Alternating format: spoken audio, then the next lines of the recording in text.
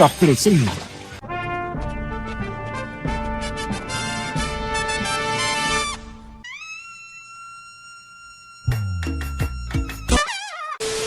Hola, ¿qué tal, grupo? ¿Cómo están? ¿Bien? Reportarse. 1, 2, 3, 4. ¡Vamos! ¡Con las manos arriba! ¡Eso! Ahora sí, empecemos. ¿Se ha preguntado por qué ciertos temas aparecen en todas partes y otros no? ¿Por qué algunos temas dominan las portadas, las redes sociales, los noticieros, mientras que otros, aunque también sean importantes, casi no se mencionan? ¿Quién decide eso? ¿Los periodistas, los dueños de medios o tal vez nosotros mismos? Pues en este video hablaremos sobre una teoría que explica esta influencia, a lo cual se le llama la agenda setting. ¿Qué es la agenda setting? La agenda setting es la capacidad que tienen los medios para indicarnos sobre qué temas debemos pensar. Ojo, no se trata de decirnos qué pensar, sino en enfocarnos. Hay una diferencia importante. Por ejemplo, los medios pueden hablar todos los días sobre el desempleo, y aunque no digan que el gobierno es el culpable, solo con mencionarlo una y otra vez hacen que lo que tengamos en mente. Así comenzamos a considerar el desempleo como un tema urgente, prioritario, aunque no tengamos la información completa. Este efecto ocurre cuando los medios colocan un tema en portada, lo convierten en noticia de última hora o le dedican mucho tiempo a un noticiero. Es como si nos dijeran: mira esto es lo que importa hoy.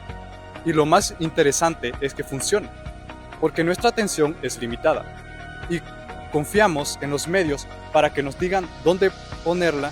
Por eso esta teoría sigue siendo tan relevante. Origen histórico de la agenda setting.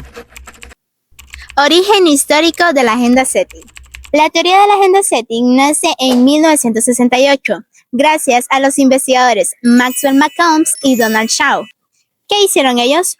Durante las elecciones presidenciales en Estados Unidos, analizaron a los votantes para entender qué temas consideraban más importantes. Y lo que descubrieron fue sorprendente. La mayoría de las personas coincidía en los mismos temas prioritarios. Y esos temas coincidían exactamente con lo que aparecían en los medios. En otras palabras, los medios no decían a la gente qué pensar, pero sí sobre qué pensar. No imponían una opinión, pero sí dirigían la atención. A eso se le llamó agenda setting o establecimiento de la agenda. Este fenómeno no se limita a Estados Unidos solamente, ni a los años 60. En Honduras, por ejemplo, durante las elecciones de 2021, los medios priorizaron temas como la corrupción y la inseguridad. No necesariamente eran los únicos problemas del país, pero al recibir más cobertura, se convirtieron en los temas centrales de la conversación pública. Eso demuestra que la agenda setting está viva y presente en nuestro entorno. ¿Sabías que la agenda setting se divide en dos fases? Primera fase, fijación de temas, salience. La teoría de la agenda setting tiene dos teorías principales.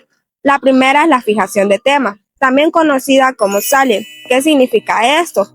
Que los medios deciden cuáles temas recibirán cobertura.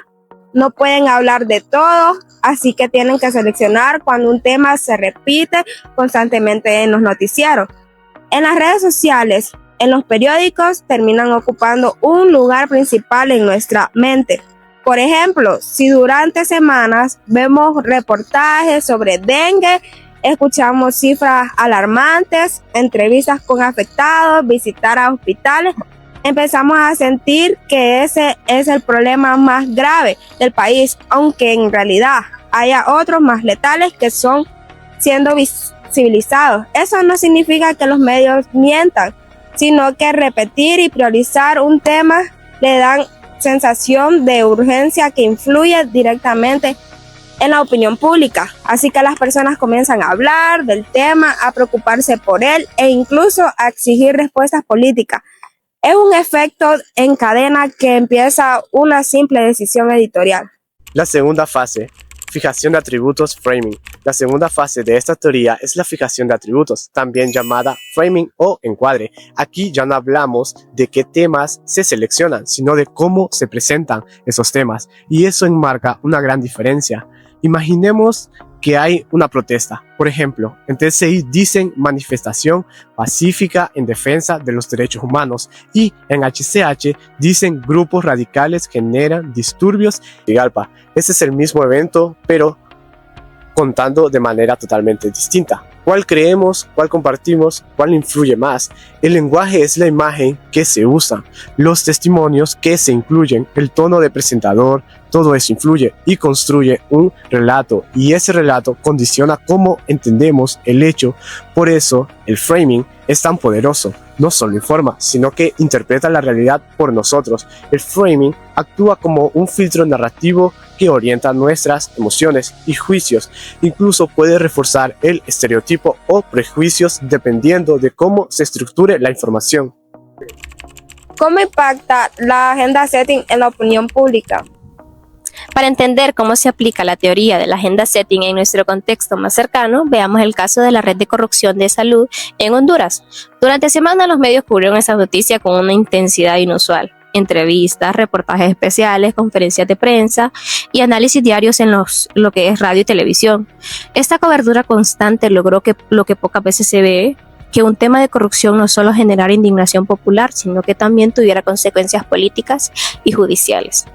Los fiscales se vieron obligados a actuar, los políticos se pronunciaron y el Congreso discutió el tema públicamente, es decir, la presión mediática provocó una respuesta institucional. Este caso muestra claramente cómo la agenda mediática puede moldear la agenda pública. Los ciudadanos hablaban del tema, exigían respuestas y en muchos casos modificaron su percepción del sistema de salud y de quienes lo administran. No fue un escándalo más, fue un escándalo amplificado y sostenido por los medios, que terminó empujando decisiones a nivel estatal. Un ejemplo vivo del poder de fijar prioridades en la mente colectiva. En conclusión, como ciudadanos tenemos la obligación de informarnos con criterio. No basta con ver titulares o compartir publicaciones. Debemos analizar, reflexionar y preguntarnos siempre quién nos está diciendo qué, por qué y para qué.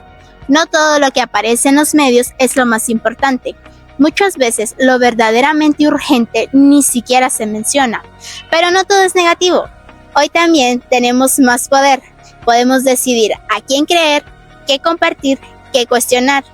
Podemos construir nuestras propias agendas y exigir que se escuchen otras voces, que se cubran otros temas.